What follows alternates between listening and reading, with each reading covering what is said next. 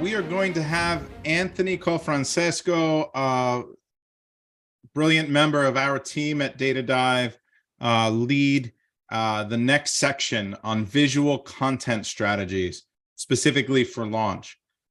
His background before he joined DataDive, he was working for PickFu.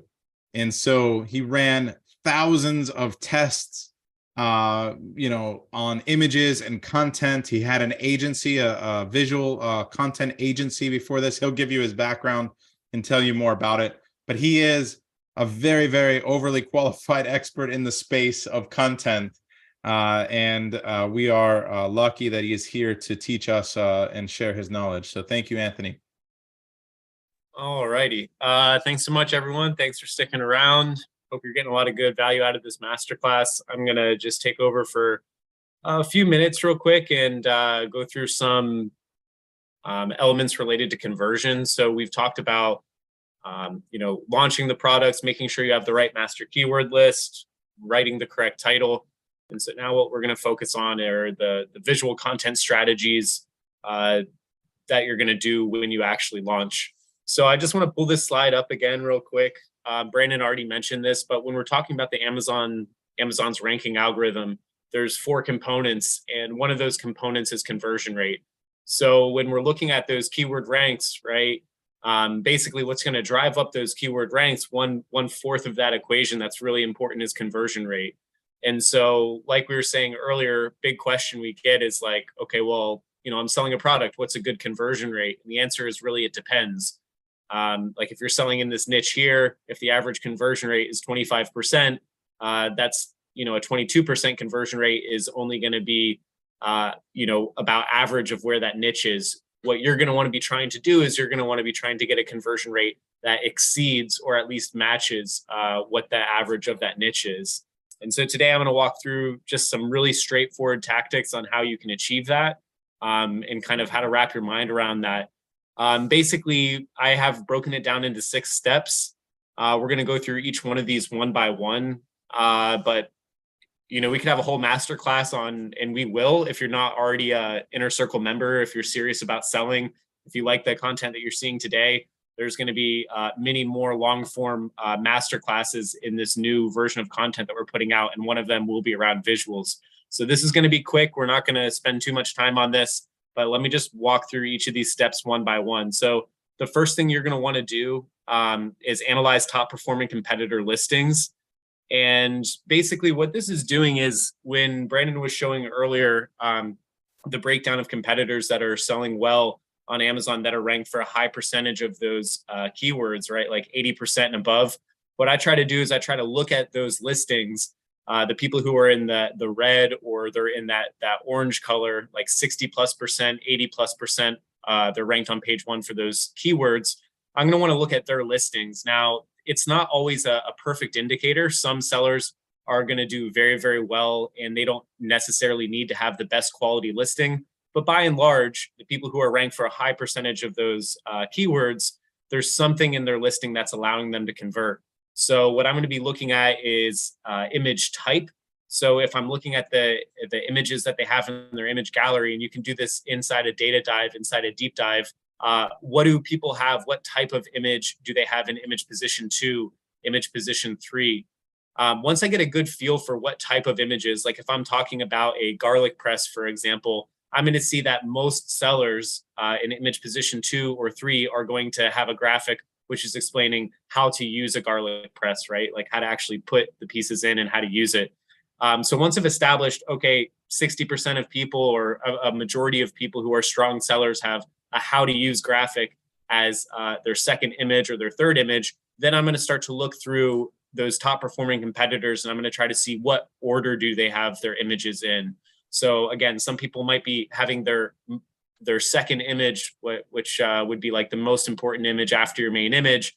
That might be a how to use graphic. Other people might have a product anatomy graphic. And I'm just going to try to see what trends in terms of image order exist. And then last but not least is going to be image style. So this is actually the look and feel of the image. If you've seen the presentations I've given before, what I'm going to emphasize more than anything is that you should focus on the content of the image rather than how it looks. and then how it looks is kind of icing on the cake. But if you're going into a dive, you're going into deep dive, and you're seeing people that have really bold and dynamic, bright looking images, you're going to probably try to want to match that style if you're going to go in and compete as well. Basically, what you want to do is establish the baseline of, okay, what are the competitors doing well, and get ideas for how you could go and improve what they already have when you go and create your own image gallery. So once you've gone through and identified what images exist in the competitor galleries, what order of images they have, and what are the types and styles of images they have, then you're going to actually want to go through and start creating a brief. This is something that you're going to hand off to a design team. So if you'll get these slides later, you'll be able to download them. But this is just a blank template. It's really, really simple. Before you go and work with an agency, before you go and do your own photography work, I recommend taking the time to actually write this out. And I've gone and created a completed version of this image brief for this graphic over here on the right-hand side. So you'll see I've kind of called this a metric graphic because it's talking about, metrics about the product. And then really important, right? This is kind of the biggest thing that I can tell you quickly in terms of increasing your conversion rate, or where many sellers that don't have high conversion rates, what they tend to be getting wrong is they don't have a clear purpose of what they don't have a clear idea of what the purpose of that image is actually supposed to be. And so you can see here, I've written out, quickly explain, the purpose of this image, right? It looks really clean, right? It looks beautiful, but it has a really strong purpose. And it's supposed to show that this power bank, it can charge basically any device. It doesn't matter if it's an iPhone X or a Samsung or this iPhone 8, it's going to charge any device at least 2 times. And so this is really quick. It's really easy to understand. If you are going through competitor image galleries and you can't quite tell what the purpose of that image is, that might be an opportunity for you to come in with a graphic that's a lot more simple, that people are going to more easily understand, and that's going to help to get your conversion rate up. So again, when you're making your brief, you're just going to write in what the purpose of the image is, and then this is a really simple description of what that image is. And again, you don't have to do the drawings. This is optional.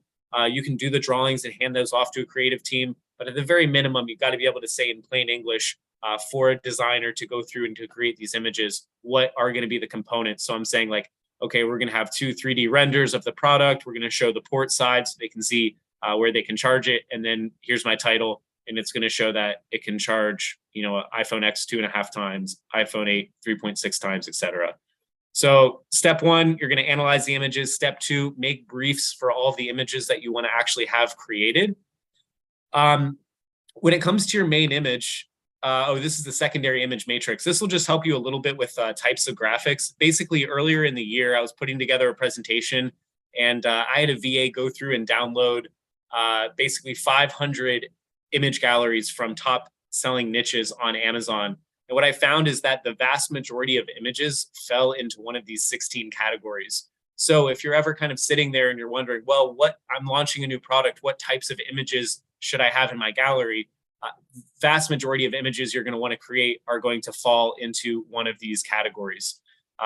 Again, as you're going through and you're analyzing the competitors' image galleries to see what types of images they have, start using this terminology, right? If you see an applications graphic, this is showing, hey, this power bank can be used for hiking, or it can be used if you're skiing, or it can be used in the office, right? That's showing different applications. So a lot of these are pretty self-explanatory. I'm not going to go into a lot of depth here, but when you're going through and categorizing, say, oh, hey, that's a metrics graphic. This is a product anatomy graphic. That's a how-to graphic.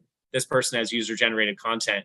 And then you can kind of get a distribution within that image gallery and say, wow, all these people who were in red, their first image is a how-to, followed by a safety, followed by a 3-point feature graphic. I'm not saying you should go and copy those image galleries, exactly. You're going to want to put your own twist on it. You're going to want to make them match your brand. You're going to want to make these, really easy to understand. But the point is, you're going to be able to pretty easily see what's working, and you can correlate that with the data to say, okay, this is how I want to, at least in the launch, here's how I want to model my image gallery. This is step 3, like find additional inspiration. So you've already gone through, you've made some really good briefs for the images in your image gallery. This is something that you would hand off to a creative team. This is an optional step, but I would encourage you to do it. This is something we went through and explained in Camp Econ, but I'm just going to go through a very quick and easy scoring system for an image. Basically, this came from just doing, like Brandon said, I've been in the industry for years, and my primary focal point has all been around conversion optimization, all around visual optimization. And so I have this 3-point scoring system that you can use to score how strong an image is. Again, same way that you would go through and analyze the competitor image galleries to see what types of images do they have, what order are those images in, what are the style of the images. An additional step that you can go beyond this is to actually score those images. And basically how the scoring system works is it's a total of 3 points. I like to do half points as well. So if you're not sure if it, lives up all the way to 1 point, you can give a half point. But basically, in order of importance, how I'm going to score images is the first point is, do I understand the purpose of this image? The second point is, are all the concepts of this image related and cohesive? And then the third point is the image visually impressive? And really important, intentional that I've left this one here at the bottom is because even though I'm a big visuals guy, what I'll tell you is that how the image actually looks is the least important part. The message that it's communicating, how quickly someone can understand it when they're shopping on Amazon quickly, is probably the most important factor that's going to drive conversions. So here I give a breakdown of how I scored, excuse me, how I scored these 3 images.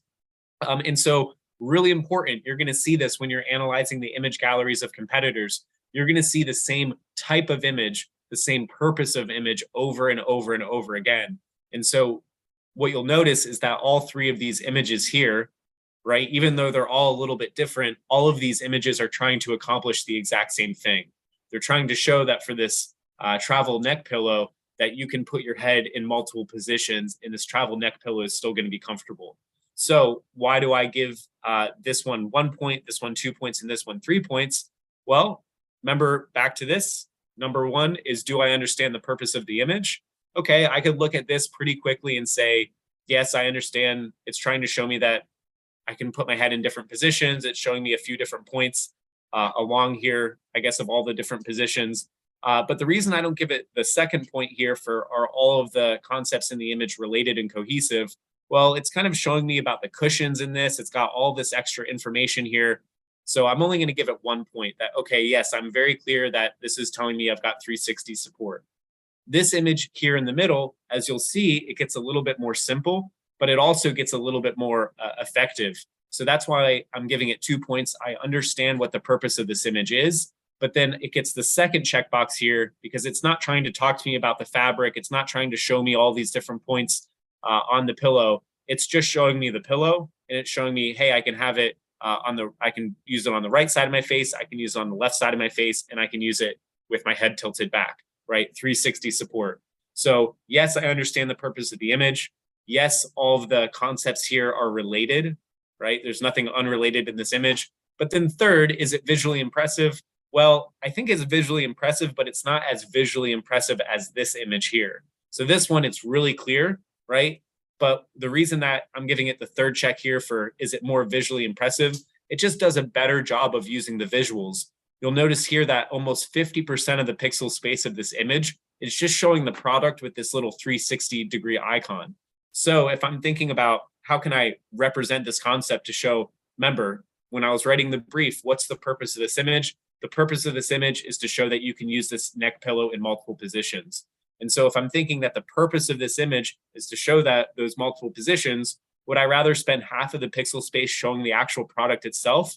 Or would I rather show, 70% of the pixel space showing the 3 positions that you're going to use, with the most common position, this front position, being the largest, right? So it's kind of an arbitrary, there's parts of this that are you kind of have to go with your gut and just say, okay, do I think this looks good? Do I think this looks better? But this is a quick way that you can come through and you can start scoring a competitor's image gallery.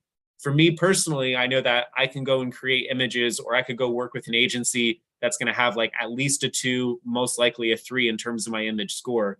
So if you're going through your competitors' images and you're seeing, okay, there's some point, but there's a lot of different related concepts in these images, maybe you can come through and actually compete on the quality of images in the gallery. So that's step number 3. Step number 4, okay, once you've gone through right? You've written your creative brief, you've gone through, you've scored your competitor images, any of the competitor images that you have in that 1 or that 1.52 range, kind of the low performing images, if you're scoring them, you've kind of come up and you've said, okay, here's what they're doing, here's how I'm going to make mine better, right? You're kind of looping all of that into your creative briefs. The next step is you're going to actually execute on your creative concepts. And so there's a few different ways. If you're launching a product, first and foremost, you need to have images. You cannot launch without images. We're going to get into a section in just a minute on the honeymoon period. Back when I had my agency, I used to say YOLO, but not you only live once. It's that you only launch once, right? So keep that in mind, right? When you launch, you have this really, really narrow window and you want to put your best foot forward. With that being said, you want to have good images. There's a few different options here. The cheapest and probably what I would recommend the least often, unless you're working on a very limited budget, is solo. And so this is like you either are a professional photographer or you know a friend. The best practices I would say to keep in mind here is make sure that if you're actually a legitimate professional photographer and you feel like you're going to get good images, then go for it. But if you're trusting a friend or a family with this business that you're going to put probably at least $10,000 to actually launch a successful product, make sure that they're actually professional. Just most important advice here is I've seen so many launches not go well because they're like, well, I'm not going to spend $1,000 on images. It's too expensive. You got to remember you're spending like $10,000 just on inventory. So $1,000 to get a good set of images in the end is probably going to be a good idea. So be cautious. Don't try to be frugal. If you're going to use a freelancer like Fiverr, Upwork, something like that, you want to go on the Online Jobs PH, that is totally fine to do. But just keep in mind that you're going to get what you pay for. So if you have someone that's saying, hey, I can do your entire image gallery and I can do all your photography work and it's going to be, $200, $300, that very likely could be good quality work, but it also might be really low quality work. And when you're working on these narrow timeframes, right, you're waiting for your inventory to hit FBA. You're like, okay, I've got 4 weeks to get this done. This is plenty of time to get a couple photos, do some graphic design. Just be careful because if you're using freelancers, if you pay more and you get an experienced freelancer, then it's probably going to go quick and it's going to go very easy for you and you're going to get a good end product. But if you're trying to pinch pennies, just be careful there. As well, too, with Fiverr, you might find a lot of people that are photographers, that are graphic designers, but it might be a little bit more difficult to find people who they actually specialize in doing image galleries and creatives for Amazon FBA. So just keep that in mind. Agencies, I think, are probably, if it's your first launch, especially if you've never written a creative brief before, agencies can sometimes be the best way to go. What I would recommend, though, is just don't go with the first agency. Don't just go and type in Amazon agency. Don't go and look at someone else who's referring an agency. Go through and create, at minimum, go and make those creative briefs for yourself. And then you're going to send out like this request for proposal to multiple agencies. So you've actually already done the work of saying, hey, here's what my product is. Here's what we're trying to achieve with this photography shoot. And then you have your creative brief listed out already. Go do that legwork in advance. Then send that out to 2 or 3 agencies, get on the call and let them pitch you on what those images are going to look like. And you should really click with one of them. Most likely, if you're going to use an agency anywhere in the industry, you're going to spend at least $1,500 for a listing. I'd say that's like a pretty sweet, pretty good price point, $1,200 to $1,500 for a listing. That's going to include like your images, sometimes your A+ content as well. Some of them might get much more expensive than that. And so just make sure before you sign any contracts, before you send someone the money, they should give you a very clear plan on exactly how that's going to shake out. And you should have some really good concepts just from the beginning based on your briefs of, hey, here's what your images are going to look like.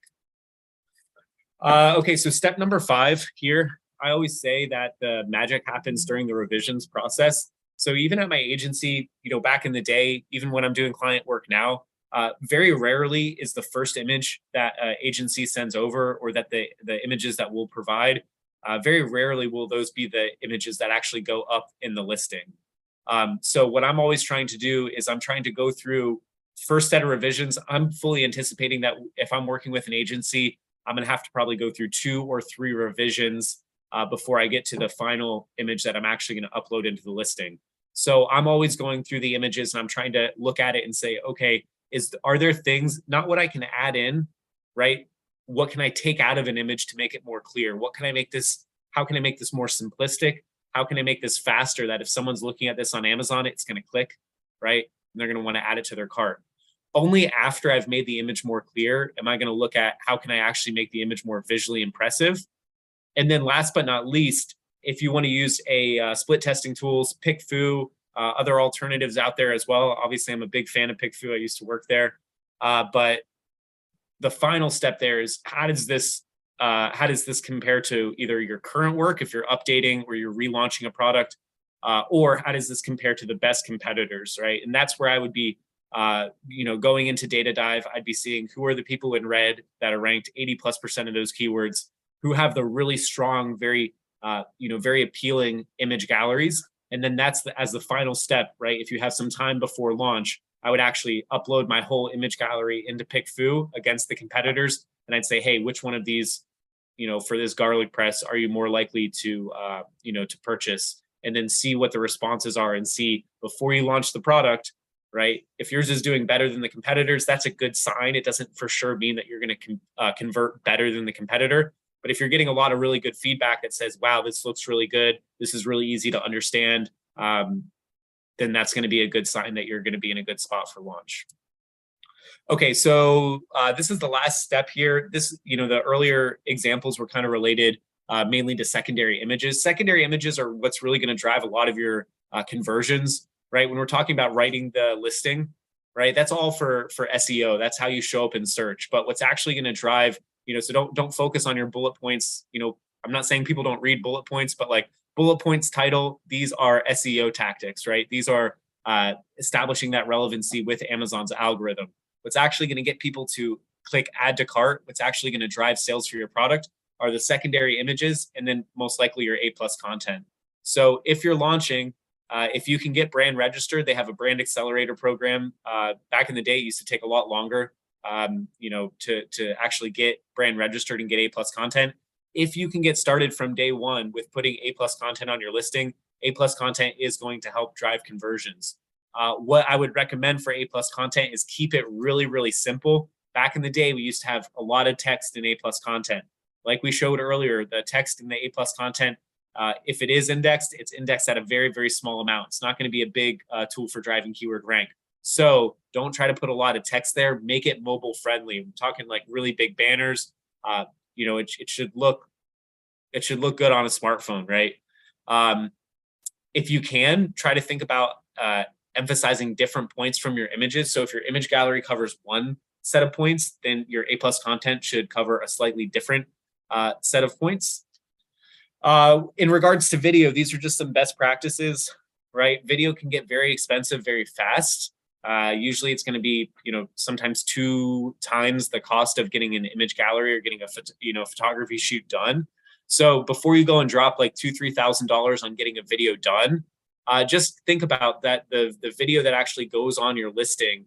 For some products, right? Some people, if they're buying like a garlic press, maybe they don't actually need to watch the video. So if you're going through a lot of your competitor, the competitors' listings and they don't have a video in their gallery, then that might be an indication that video view rates for that niche are just low. But if you're looking at your competitors, right, and every single competitor in that last image spot, they have a video and it's like a well-produced video, then there's probably a reason why, right? People probably actually do watch those videos. So that can be an indicator. It's not a for sure thing. What I would say though is that, in listing video, right, high cost and ROI is questionable. If a lot of people watch the video, then that's a good thing. But you can go, if you're already selling, you can go into your analytics and see what your view rate is on your video. Some products, like I said, just have very low view rates. So where you're going to get a higher ROI, in my opinion, is spending that money on a PPC video. So this is one of the videos that's going to actually show up in search results. This is something that's going to like stop the scroll. It's going to focus on features. It's going to be a looping video with no audio. So these are a lot more simple to make. You're literally just going to kind of show the product in use, and you're going to pop up like 2 or 3 key features. It should be eye-catching. It should, if they're scrolling down, it kind of like makes them stop. and then makes them click into the listing. So before I would spend a ton of money on getting an actual listing video done, I would make sure that I have a PPC video done first. PPC video is one of the only cost per clicks in Amazon that like didn't go up by a huge factor in the last year. You can still, this is still kind of low hanging fruit in a lot of niches.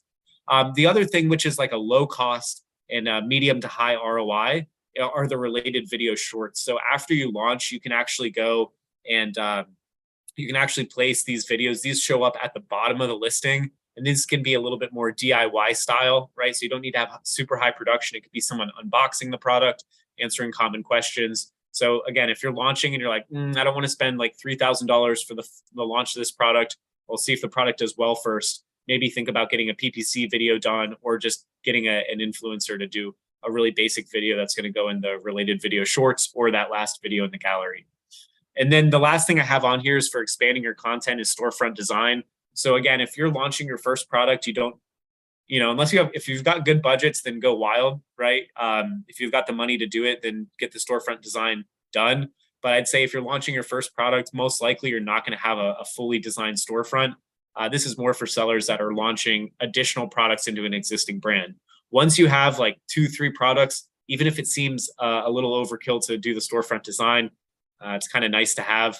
It's something that people can click back on, but this is like just icing on the cake, not really required for first launch. This is like step 6B. So just, again, really important things that are going to impact your click-through rate. Again, that was one of the parts of the Amazon's ranking algorithm. Focus on, before I'd spend a lot of money building out a storefront design, before I'd spend a lot of money on a PPC video, I would invest the money in packaging, right? Because packaging is something that you can put into your main image. It can be eye-catching. It can, can have text in your main image when you're not allowed to have text in your main image. You can have text on your product packaging. So the best practices for packaging are keep it really simple. Again, have it be bold and eye-catching, and literally write what the product is big on the front. So if I'm selling a garlic press, I'm going to say like garlic press on the front. It should just click, right? It should click really, really fast. And then when you're designing this packaging, if you can, think about how it can be positioned to kind of complement the product.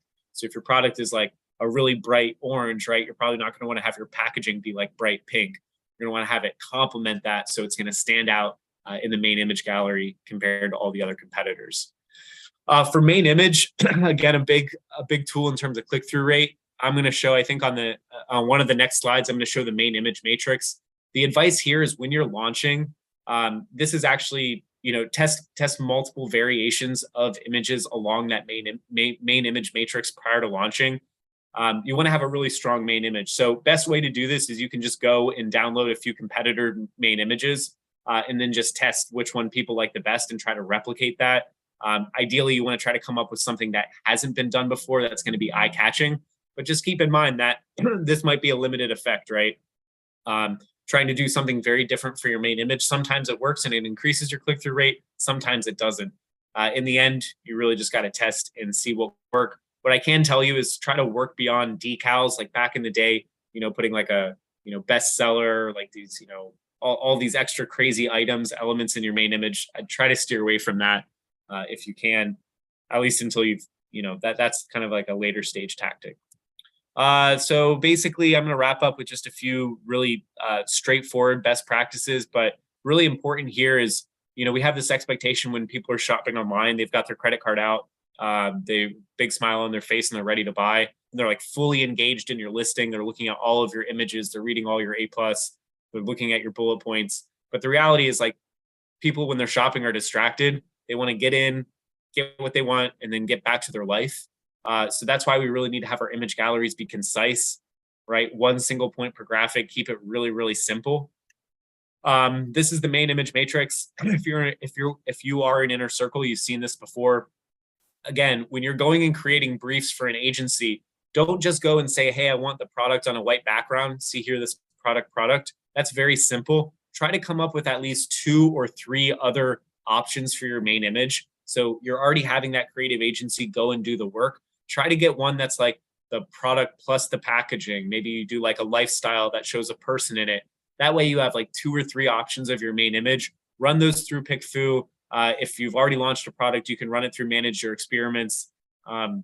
just test and see what works, right? You're never going to really know until you try, but do try to do something that's eye-catching and try to do something that stands out from everyone else. That's going to help. I think most people know this already, but giving some credit to my buddy Tomer, when you're making your main image, if you're working with a freelancer on Fiverr, they might not know this.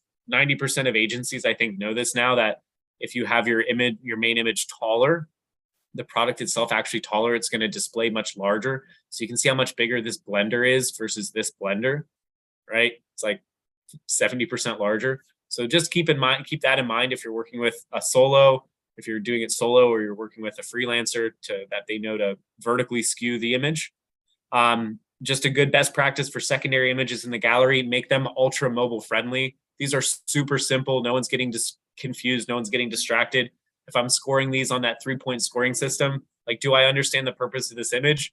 Yes, right? Ingredients, are all the items related and cohesive? Yes, this is all about ingredients. And then 3, is it visually appealing? Yes, right? So this is going to get 3 points. This is going to get 3 points. Good images, make them ultra mobile friendly. Whether you're using an agency or you're shooting yourself, whenever possible, don't rely just on lifestyle images. This is not going to be helpful for conversions. This might look beautiful, but again, think about that shopper in the distracted environment, right? They're not going to necessarily know, like, is this for a hammock? Is this for a hat? Is it for this blanket? Versus if you add a little bit of text, it's going to help to increase that speed of comprehension, and it's going to make it really clear what we're trying to accomplish with the graphic. So when I'm first launching, most of the time, unless it's like a home decor product or it's a heavily design-oriented product, I'm going to try to include some text in my infographics.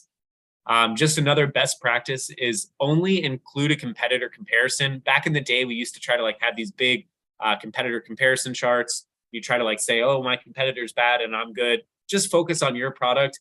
And really, you should never be comparing to a competitor unless you have a tangible benefit, like something that is actually tangible.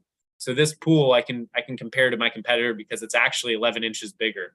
This battery pack, I can compare to the competitor because mine has this multi-protect, which is going to prevent overcharging. So just don't do it. Don't talk about your competitor unless you're legitimately better and you have something tangible there. Someone was asking earlier about like brand names in the title.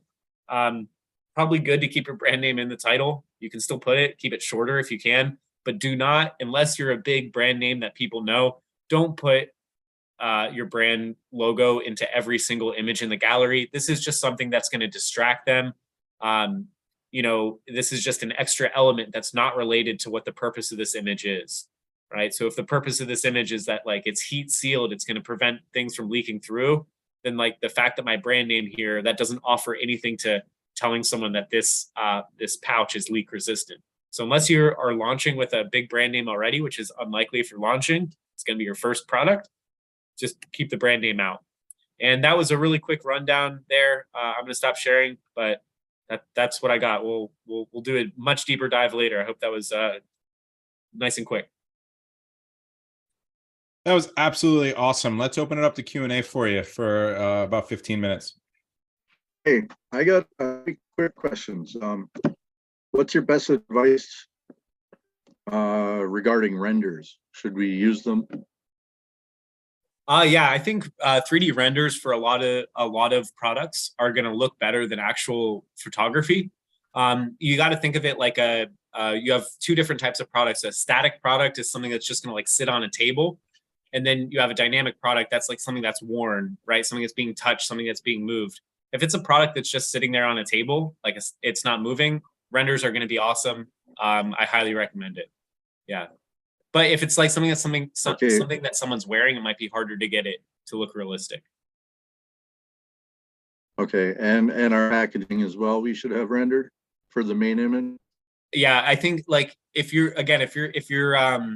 not spending, if you're like going to the cheapest person on Fiverr, the packaging might look worse. But if you're going to a good rendering artist, product packaging render will almost certainly look better rendered than photography because it's perfect. Like it's almost, yeah, it's going to look really good. Yeah. Okay. About the videos, do you think we can use UGC videos for our video? I think UGC videos are super powerful. Probably the cheapest videos you can get. People like to see things that look a little bit more realistic. Sometimes the really high production value videos are going to perform actually worse than something that's a little more natural. Okay, all right. And my last question is, sorry to put you on the spot. Is there a better alternative to PickFu, do you think, or should we just stick with PickFu? Yeah, there's a lot of different options out there. I would just spend some time Googling around like split testing, live split testing on Amazon. You'll find I can't think of any of the names off the top of my head, but there's that. There's also the tool from Amazon. This is after you're launching, after you've already launched. You can run split tests inside of Amazon under Manage Your Experiments. But there's a lot of options out there for sure. Okay, great. Thank you very much. I appreciate it. Yep. Natasha. Hello. Great class. Thank you. One quick point, there's a company called Product Pinion that's kind of like PickFu that I've been playing with. It's pretty good. But my question is, I do a lot of prints, like prints that you can frame and hang. And I haven't been able to really come up with any creative ways of differing the main images. Pretty much seems like you just have to put them up and. So can you do a lifestyle where they're hanging on someone's wall already? Well, I'm talking about the main image. I've done pretty well with the actual listing images. But doesn't the main image have to just be white on white background? Questionable. It depends on the category, but a lot of people do work on getting away with it until they get slapped in the wrist, you know, but Anthony can maybe answer that. Okay. How far are you willing to push it usually? Yeah, I would just kind of, think about it like this, right? If I'm selling a duvet cover for a bed, do I want to show the duvet just on a white background, or would I rather show this on a bed in the bedroom that it's going to fit in? And so sometimes with like a home decor product, if you have a print, I would try to play around with like, what kind of interior is this print going to go with? Is it going to go in an office? Is it going to go in a bedroom? And I would try to upload that, as a variation, as a different style of the main image. The other thing is just like kind of think creatively about it. Maybe you can show if this thing comes rolled up, maybe it's showing like, you've got the print, but then you're showing it rolled. This is also another example of, I'm sure it probably comes in a tube if it's a print that someone's putting on their wall. This would be the time where you could kind of play around with product packaging, right? If I am like up against the wall and I can't do anything else, that's where bright, really dynamic product packaging that says like, motivational wall print next to the actual print might be a way to stand out. Mm-hmm. Okay. Thank you so much. Yep. Kasim. Hi, Anthony. Thanks for the presentation. So my question is, I have two questions, so I'll be quick. So the first, we have a digital product with our main product. So that's like a mobile app, which has the value of it's more than the actual product that we are giving to the customer. So we definitely want to show that on the main image. So what's the best way to project it? Like at the moment we have put that on the packaging strip on the product, and then next to that there's a mobile app done. So can we show that on the main image and the second image and then in EBC? What do you think would be the best way to approach it? And what format would you suggest for an EBC for this?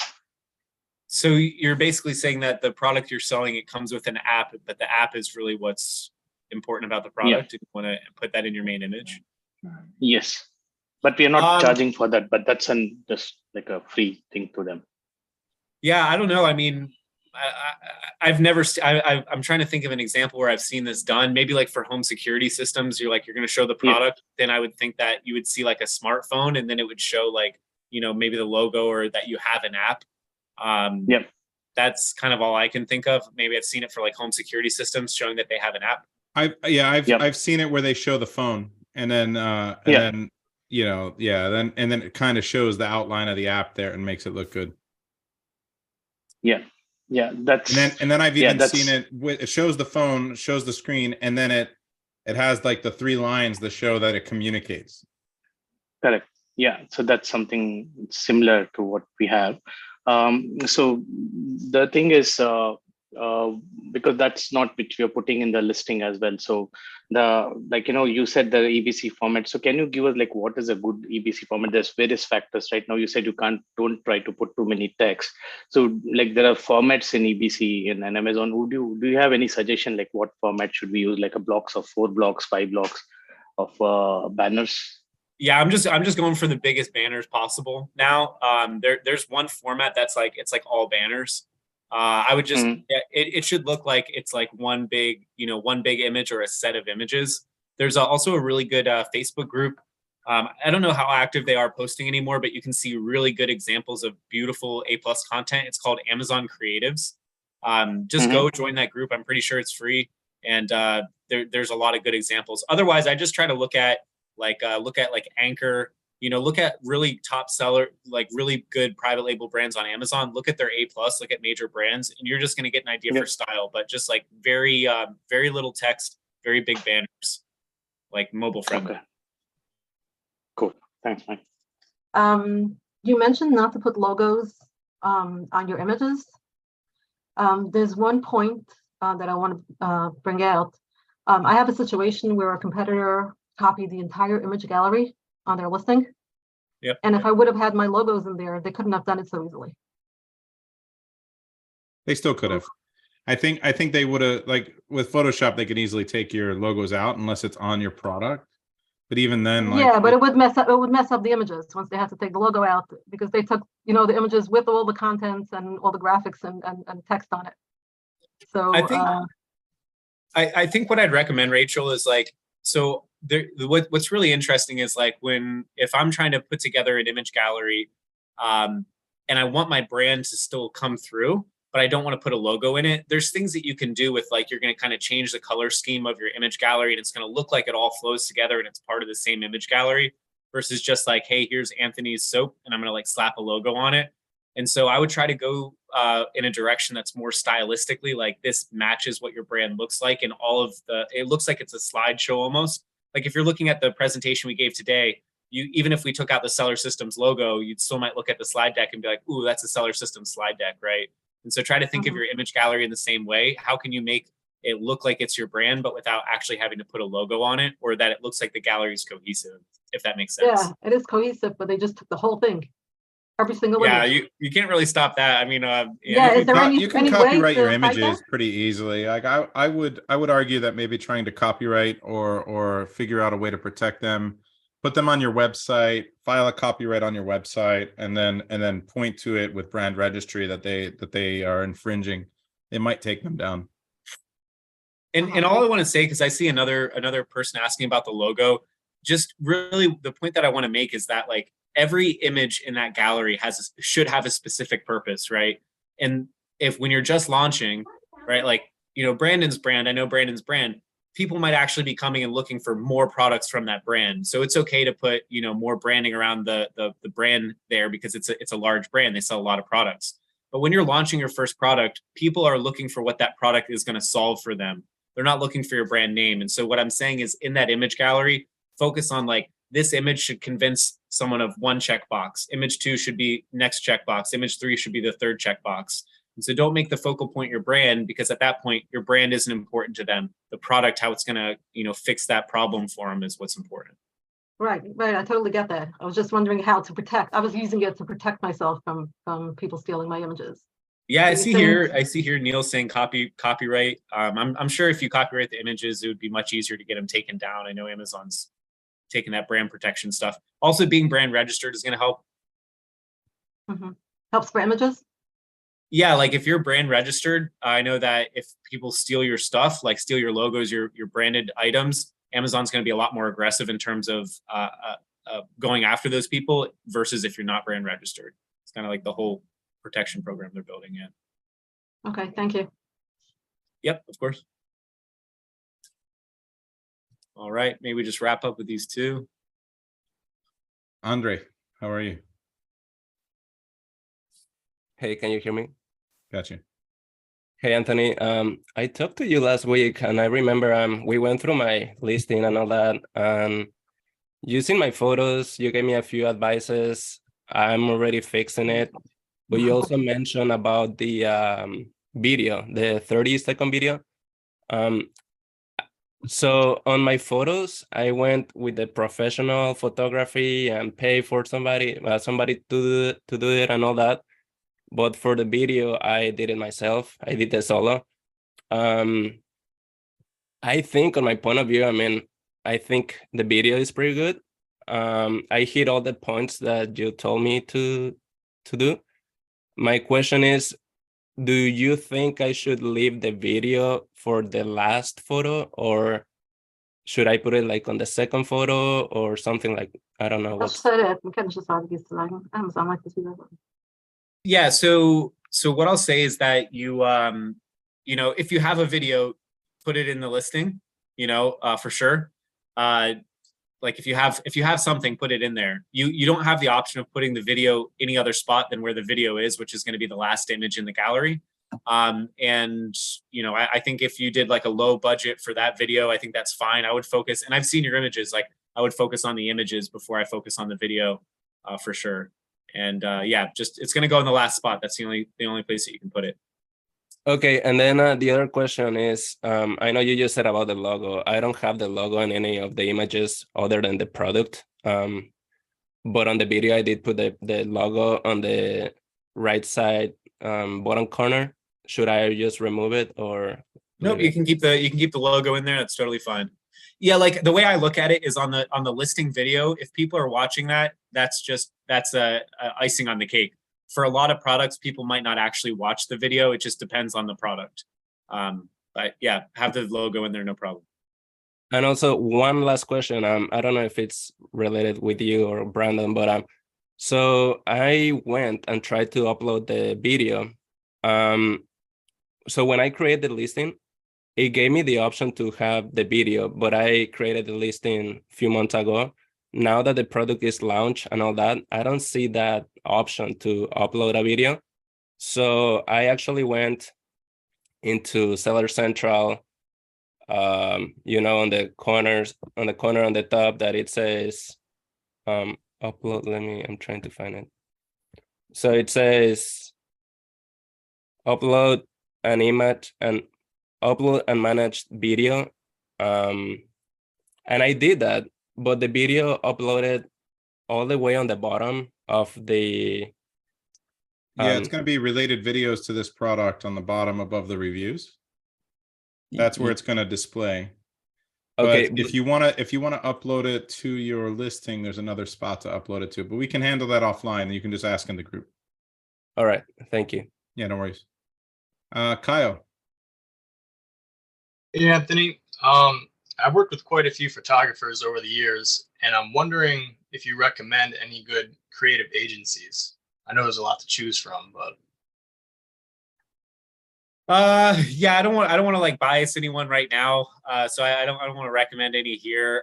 If you want to send me a message, I can set you up with a few, but I would say just literally, you know, go look around in the industry. There's a few that you're going to keep seeing everywhere.